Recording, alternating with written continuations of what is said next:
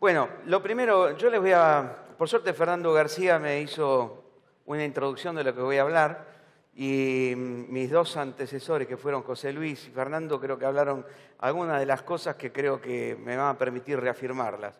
Este es un poco el recorrido de lo que va a ser mi charla. Voy a empezar hablando, primero tratando de definir lo que es la fertilidad física de los suelos, un tema que por lo menos por bastantes años ha sido... No, yo no diría abandonado, pero menos atendido en lo que es la relación que existe como incidiendo en la fertilidad y en la determinación del rendimiento de los cultivos.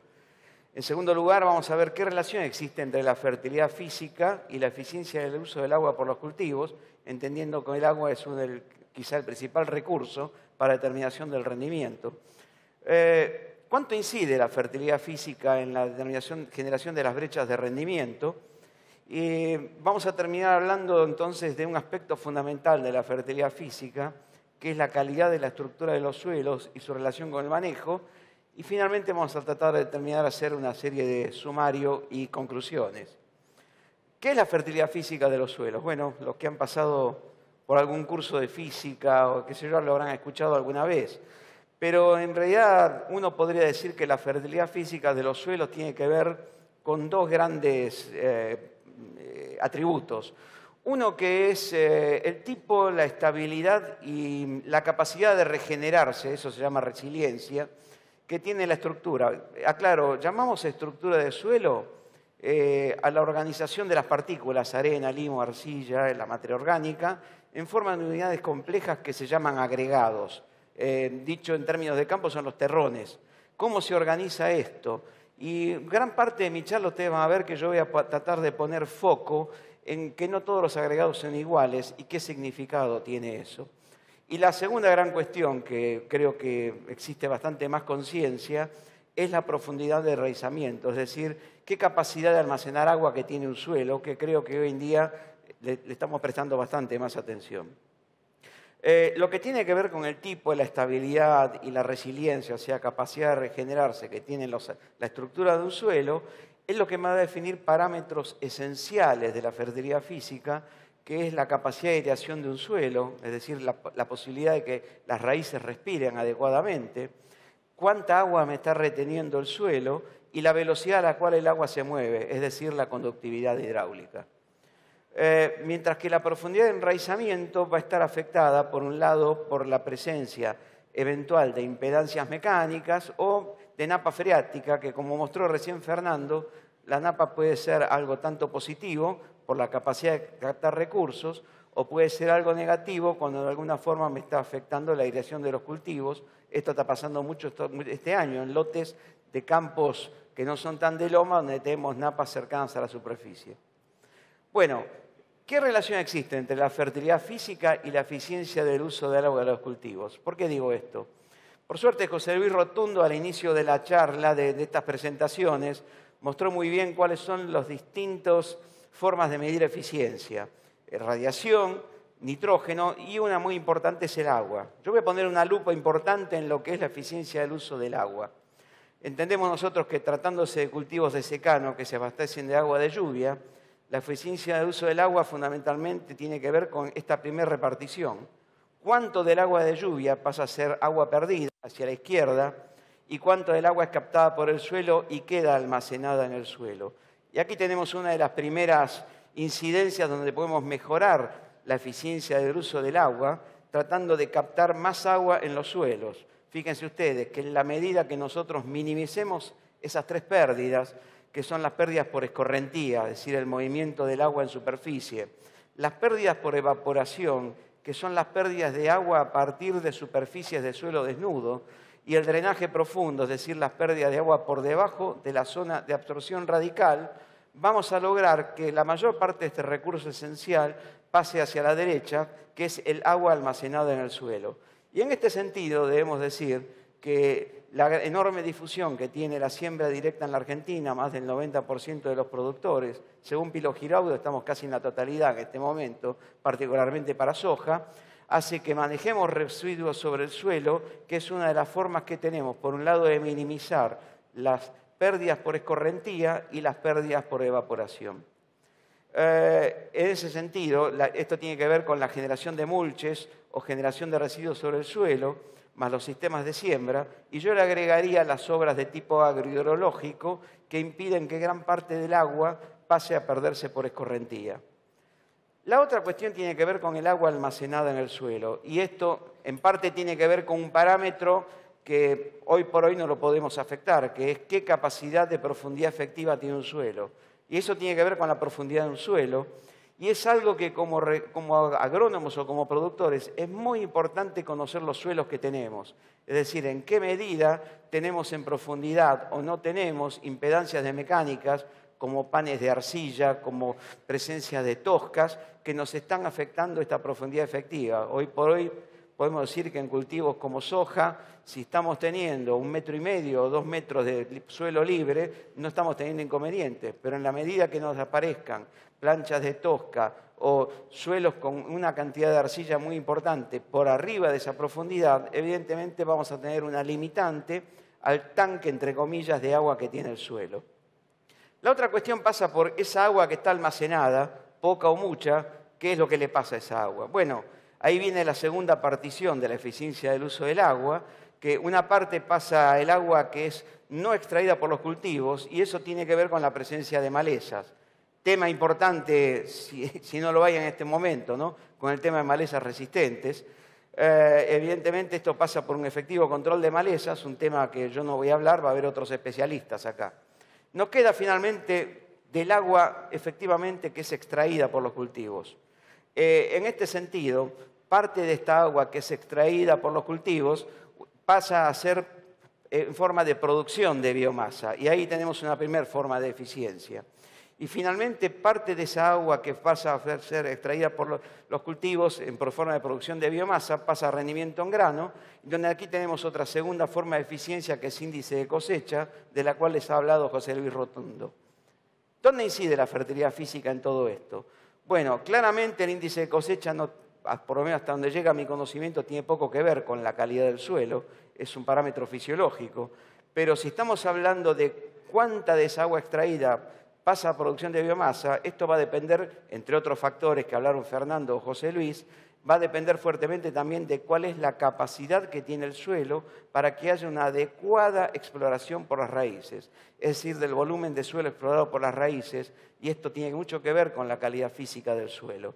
Entonces, el estado físico del suelo me va a determinar fuertemente cuál es el volumen de suelo explorado por las raíces. Y esto tiene que ver con que muchos de los recursos, agua, nutrientes, dependen fuertemente de que haya raíces que estén próximas o cercanas que lo puedan estar extrayendo. Y esto me lleva a la tercera parte de esta charla, que es cuánto incide la fertilidad física de los suelos en la generación de brechas de rendimiento. Bueno, me encontré acá con que Fernando les habló de este tema, que es este trabajo que cada vez se está difundiendo más, que es comandado a nivel mundial por Patricio Grassini en la Universidad de Nebraska, y el capítulo argentino lo está comandando Juan Pablo Monzón en Balcarce. Este trabajo de Fernando Aramburu Merlos está enviado a publicar. Fernando les explicó, por lo cual voy a pasar rapidito, pero simplemente mostrar que la diferencia, la brecha que hay entre el rendimiento potencial bajo riego, como dijo Fernando, esto es usando modelos de simulación. A través del uso del agua tenemos una brecha bastante importante, que está en el orden de un 40%, pero lo más importante es que la brecha con respecto a secano está en el orden de 32%, y dentro de este 32% vamos a tratar de indagar que indudablemente, es decir, qué influencia está teniendo el manejo en la generación de ese 32% de promedio nacional de brecha de rendimientos que podríamos lograr con soja. Alguna pista, alguna lucecita nos la está dando la gente de INTA Oliveros, que como vieron mis antecesores la están nombrando a menudo, y vuelvo a nombrar acá a Silvina Basigalupo con otro trabajo. Silvina INTA Oliveros nos está diciendo, para la zona de Oliveros, para esa zona de la provincia de Santa Fe, dominada por suelos argidoles limosos, que los rendimientos de soja están explicados por distintos umbrales. Uno es 180 milímetros de agua de lluvia durante el periodo reproductivo, es decir, cuánto llueve. Esto lo mostró bien en los lotes de alto RIN de José Luis Rotundo, o 200 milímetros de agua almacenada a la siembra. Y esto tiene que ver ya con el tanque de agua. Es importante saber qué ambiente estamos teniendo, qué calidad de sitio y saber qué capacidad de almacenar agua tiene el suelo y cuánta agua hay a la siembra es un tema fundamental. Y en segundo lugar, tiene mucho que ver con lo que voy a hablar ahora. Fíjense, nos encontramos con la sorpresa de que el contenido de materia orgánica del suelo, las formas de estructuras masivas o compactas con pocos poros que generan dureza y la permeabilidad del suelo, Silvina encuentra que son determinantes del rendimiento del cultivo en esta zona de la región pampeana, con lo cual nos empieza a poner a la fertilidad física en el centro del foco de atención. Y entonces, si estamos hablando de estructuras masivas, compactas, permeabilidad del suelo, materia orgánica, necesariamente vamos a empezar a pensar la importancia que tiene la calidad de una buena estructura de suelo en su relación con el manejo. Ustedes acá tienen la foto de un perfil, no les estoy pidiendo que hagamos una calicata o un pozo, simplemente es poner la atención que a diferencia de lo que decía Antoine de Saint-Exupéry en El Principito, que decía que lo esencial es invisible a los ojos, afortunadamente en la estructura lo esencial es muy visible. Entonces, si hacemos un pozo y vemos este suelo, este perfil, vamos a encontrar que nos encontramos con zonas del perfil que tienen pocas raíces. Yo las estoy señalando acá, englobadas en blanco. Y si yo no tengo raíces, hablando en criollo, no voy a tener soldados para la guerra, no voy a tener quién va a ser capaz de obtener los recursos que ofrece el suelo, agua y nutrientes. Y esto pasa a ser algo crítico para nutrientes poco móviles como el fósforo, donde para el fósforo es esencial la cercanía que tiene el fosfato a la raíz cuando es absorbido. Fíjense ustedes, en un perfil nos encontramos con una distribución de raíces como la que están teniendo acá, es un dibujito obviamente, ¿no? Pero en la medida que nosotros vamos a tener este perfil, recursos como fósforo que van a estar lejos de la superficie de la raíz, de ser absorbidos. El fósforo se mueve por difusión a velocidad muy lenta y es muy importante la cercanía con la superficie de absorción radical. En la medida que tengamos superficies compactas, donde por razones de dureza o de agregados de gran tamaño la raíz no puede entrar, por ejemplo, desaparecen raíces, nos encontramos con una gran cantidad de tributos, para el fósforo esto es muy crítico, que no van a pasar a ser absorbidos. Entonces, cosas como las que hablaba Fernando antes, de la necesidad de fertilizar y de reponer nutrientes, de golpe me pueden estar siendo afectadas por un débil abastecimiento por parte del suelo. La otra, es decir, vamos a tener fósforo desaprovechado. ¿Quién es responsable de esto? ¿Qué es lo que conocemos nosotros como estructuras de mala calidad? Si yo les digo que lo esencial es bien visible a los ojos, les estoy mostrando esto. Ahí tienen algo de mala calidad. Esta foto está tomada en el área de Aviateray, en el Chaco, en este caso lotes de algodón, pero es lo mismo también con lotes de soja, donde estamos viendo una prevalencia muy fuerte de estructuras masivas, como tienen ahí hacia la izquierda, y hojaldradas, eso se llama estructuras laminares, como están teniendo ahí arriba. Estamos viendo nosotros en varios trabajos con Karina Álvarez, Carolina Sasal también en INTA Paraná, que está mostrando cómo este tipo de estructuras claramente se relacionan con una alta frecuencia de monocultura de soja. Decimos de soja porque es el gran commodity de la Argentina, pero también lo vemos en el Chaco con algodón o con girasol. Es decir, fíjense que son raíces, cultivos que tienen poca cantidad de residuos y poca cantidad de raíces explorando el suelo. Fíjense la importancia que tienen las raíces. Otra cosa que está muy asociada a esa incidencia de tránsito intenso o pesado, suelos chacareados, pobres en materia orgánica, las cabeceras de lote con alta intensidad de tránsito. Claven la pala, lo van a ver enseguida esto. Y después el tema tiene que ver con el tipo de suelo. Obviamente, los suelos de texturas más finas, los más limosos, son los más sensibles a mostrar este tipo de estructuras que llamamos estructuras desfavorables. Esto tiene no solo consecuencias sobre captación de recursos. Si tenemos, esto evidentemente está afectando la capacidad de entrada de agua al suelo, la tasa de infiltración, y en eventos de lluvias muy intensas, como estamos teniendo este año, se pueden generar encharcamientos importantes, que no solo me generan el fenómeno de encharcamiento, anoxia para los cultivos, sino que me generan pérdidas de nitrógeno en forma de óxido nitroso, que es uno de los gases de efecto invernadero. Es decir, esto me está también bajando la eficiencia del uso del nitrógeno. Esta es una foto tomada por Beto Quiroga en INTA Anguil. El otro gran tema a tener en cuenta es este, y esto lo podemos manejar, que es el tránsito.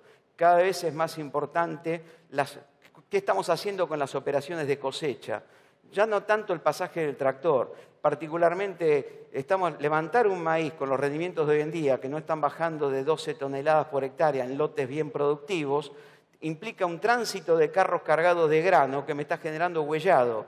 Y ese huellado me está generando este tipo de cosas, estructuras masivas, laminares, que lo que está generando que ante una lluvia posterior, el agua, la escasa cantidad de poros verticales me genera que el agua en la voy a ir para abajo, me hace así, en sentido horizontal, y esto me está generando encharcamientos y zonas donde tengo muy baja cantidad de raíces y raíces que crecen en forma horizontal y superficial.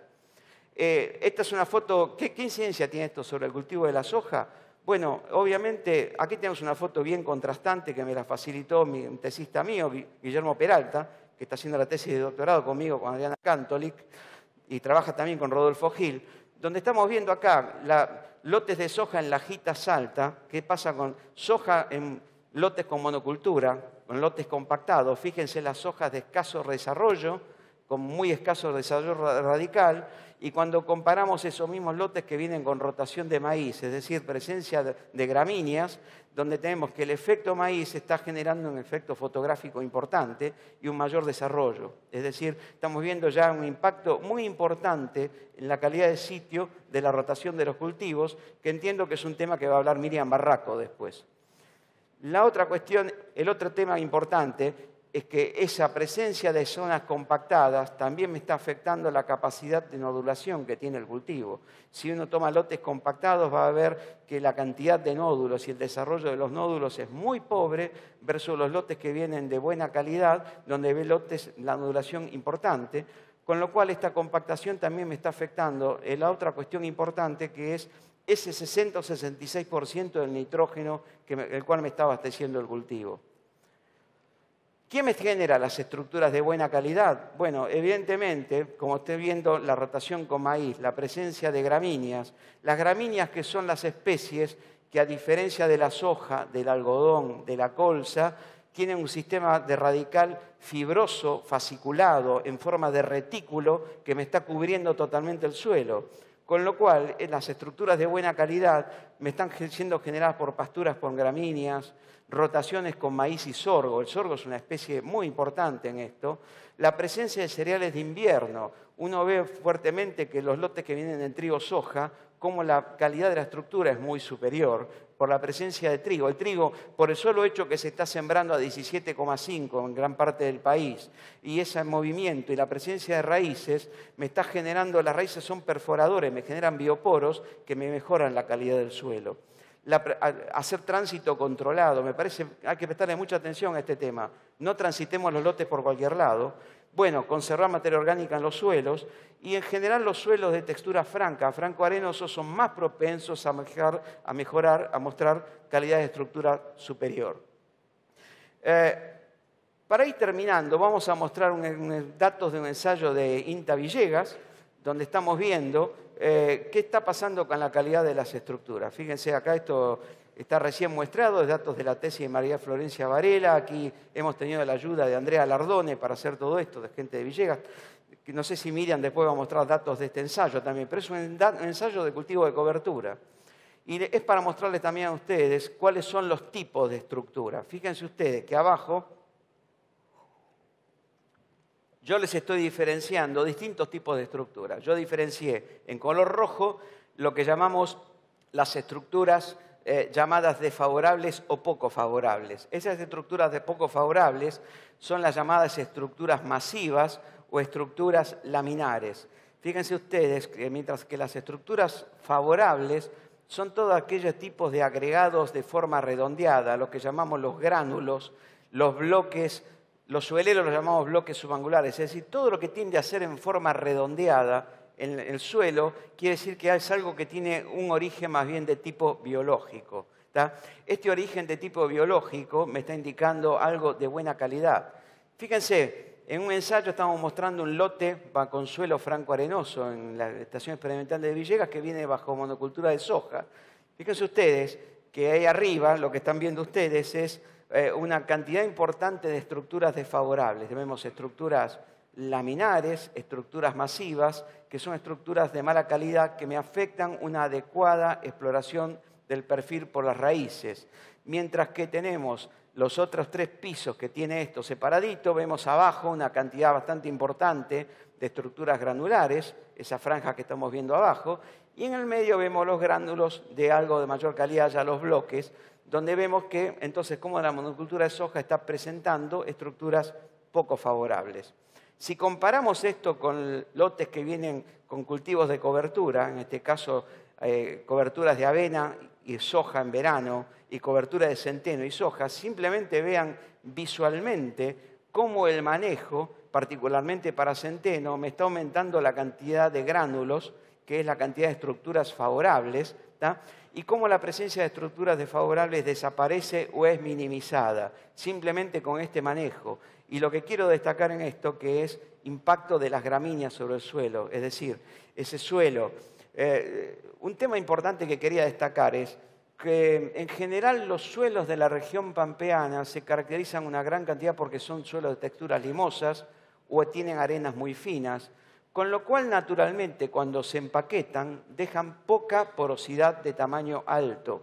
La única posibilidad que tenemos de generar macroporos en nuestros suelos, ¿tá? A diferencia de los suelos que tienen arenas gruesas, es a través de las raíces y de las lombrices, la generación de los bioporos. Es decir, todo el secreto que estamos teniendo nosotros en la presencia de trigo, en la presencia de cultivo de cobertura, no es más que el efecto de generación de bioporos y eso está muy asociado a la generación de estas estructuras de buena calidad.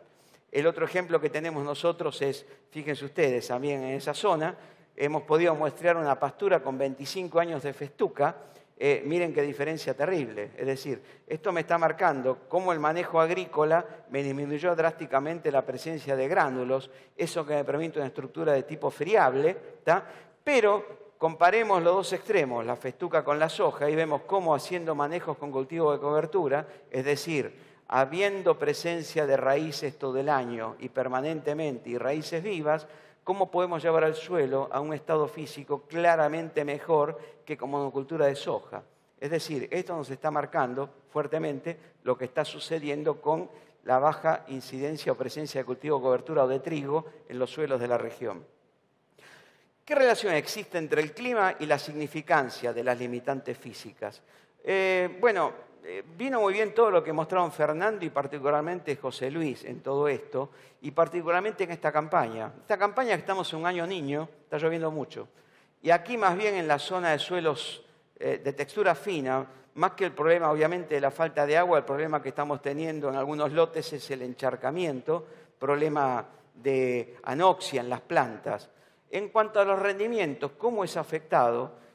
Una cosa que es clara y que se criticó siempre es que nunca se encontraba una relación muy cercana entre la fertilidad física y los rendimientos de los cultivos. Y esto pasa a menudo porque el efecto es año dependiente. Esto viene a colación por la discusión sobre la efectividad o no de una serie de prácticas que a veces se recomiendan, como el uso de labranza profunda para descompactar. Y uno puede ver que en el caso de fertilidad física, el gran problema que tienen estas estructuras de gran tamaño, masivas, es el desarrollo de dureza, que particularmente se vuelve crítico en los años moderadamente secos o años normales. En años húmedos como el actual o como el año pasado, obviamente este problema se minimiza. Con lo cual, en años húmedos, como está escrito ahí, uno podría decir que excepto los problemas de anoxia por anegamiento, como está pasando en suelos de textura fina, provincia de Entre Ríos, como pasa en Uruguay, ya en los suelos de textura más fina, digamos que las raíces, las raíces como nosotros, sigue la ley de menor esfuerzo. ¿Y qué quiere decir? Que la raíz para crecer necesita un espacio vacío, son los poros. Si yo no tengo esos poros, la raíz tiene que perforar el suelo. Y para perforar el suelo y atravesarlo, precisa que el suelo esté blando. ¿Por qué el suelo está blando? Está blando o bien porque tiene un nivel de materia orgánica importante que lo vuelve friable, o también porque obviamente está húmedo. La humedad y la lluvia ablanda el suelo. Y eso lleva a que en años húmedos este tema se siente mucho menos, indudablemente, excepto en suelo de textura fina, ¿tá? Y en donde puede haber encharcamiento y anoxia con plántulas en suelos con problemas de infiltración. Pero si vamos a años normales, en los cuales tenemos periodos secos, el gran tema es que estas estructuras generan mucha dureza, ¿tá? Y esa generación determina problemas para las raíces en los primeros estadios de crecimiento en los suelos, con desarrollos de compactaciones, y eso fundamentalmente tiene que ver con la imposibilidad de captar recursos por dureza. Es decir, el suelo está muy duro, la raíz no puede atravesar el suelo, y esto es algo muy crítico en suelos que tienen pocos espacios vacíos como los nuestros, que son una enorme cantidad muy limosos o con arenas muy finas. Y finalmente, obviamente, el otro extremo son los años secos, como pasó en la campaña 2008-2009, donde obviamente no hay agua para nadie. Ahí el problema ya directamente es la falta de agua, por más que el suelo está muy, muy duro y por más que clavemos la pala rebota. Pero digamos que de los tres escenarios posibles, creo que donde está incidiendo fuertemente la compactación y la mala calidad de la estructura de un suelo, claramente es en el escenario intermedio, donde tengo periodos intercalados entre lluvias y periodos de seca del suelo, y en suelo de textura fina, claramente el exceso de lluvia me está afectando en todo esto. Esto lo estamos viendo acá con datos bastante nuevos que me proporcionó Guillermo Peralta. Estos son lotes de soja en lajitas, que son promedios de más de 15 años, donde está mostrando a lo largo de una serie de años, lo que tienen barras negras ahí abajo son las lluvias, del año 2000 al año 2015, y están viendo dos tipos de lotes, son muchas repeticiones, o sea, es una información muy sustentable esta, donde vemos en color rojo lotes en rotación con maíz, y son los rindes promedios de soja. Y en lotes color azul vemos lotes con monocultura de soja. Los lotes en lajitas, en Salta, son muy, pero muy limosos. ¿Y qué estamos viendo acá? Que para el mismo escenario hídrico, lo que vemos es la mucha mejor respuesta que tiene el lote que viene en rotación con maíz, que está en un piso por encima del lote que viene en rotación en monocultura de soja, pero que quizá lo más importante es que el gran efecto de la fertilidad física es en algunas situaciones incrementar rendimientos, pero claramente está achatando la variabilidad. Y esa variabilidad tiene que ver con ese desarrollo de dureza. Entonces, fíjense que además de que en maíz me tengo un aporte importante de residuos, creo que el gran impacto que está teniendo la fertilidad física claramente es en disminuir la variabilidad entre años secos y años húmedos. En la medida que en un año moderadamente húmedo o moderadamente seco tenga el suelo friable con una buena agregación, la raíz va a tener mucho más capacidad de absorber recursos, de tomar recursos del suelo, que si el suelo tiene capas compactadas. Bueno, esto tiene que ver entonces con la eficiencia del uso del agua. Fíjense que si uno compara la eficiencia total del uso del agua en lotes con antecesor maíz en color azul o en lotes con antecesor soja, o sea, monocultura de soja, uno ve que la eficiencia del uso del agua, tanto del agua consumida como del agua de lluvia, es superior cuando viene la rotación con maíz. Con lo cual, viene aquí a colación la importancia que tiene de mantener rotaciones. Yo quiero aclarar, yo diría, para lo que es la región pampeana templada, ya no solo con maíz, sino estar poniendo cultivos de invierno, que son los que generan raíces rápidamente durante todo el año. Cuando estamos trabajando en el norte con un clima más monzónico, lo que es cultivo de cobertura, cultivo de invierno es un tema más problemático, con lo cual la posibilidad de poner maíz o poner sorgo pasa a ser algo muy importante. No solo por efecto cobertura, sino también por el efecto de la generación de raíces en toda la capa superficial del suelo. En este sentido, creo que va a ser muy importante todo esto. Y yo quisiera agregarle un dato más que no figura ahí, pero que estamos teniendo unos problemas de erosión importantísimos, particularmente en este momento en el norte, con escorrentías importantes, con lo cual creo que hay que volver a hacer terrazas aún con siembra directa, porque lo que está pasando es que la escorrentía está barriendo los rastrojos y está haciendo poco efectivo aún los lotes con maíz. Me pasa a mí trabajando en Santiago del Estero, en Lajitas, en Salta, que evidentemente la posibilidad de generar obras que capten agua, que disminuyan la velocidad del agua superficial, contribuye también a aumentar la eficiencia del uso del agua. Bueno, para ir terminando entonces, como sumario y conclusiones, creo que queda demostrado acá que los sistemas de producción de baja intensificación, es decir, aquellos que tengan pocos cultivos en el año y particularmente cultivos que dejan pocas raíces y pocos residuos, generan una baja sustentabilidad del sistema, fundamentalmente no solo por el bajo retorno de carbono, porque estamos secuestrando poco carbono en los suelos, sino porque eso tiene una incidencia directa en la calidad del suelo. Genera estructuras de mala calidad del tipo de las masivas y laminares, y esas estructuras masivas o laminares tienen consecuencias que evidentemente son no solo de tipo productivo, sino de tipo ambiental.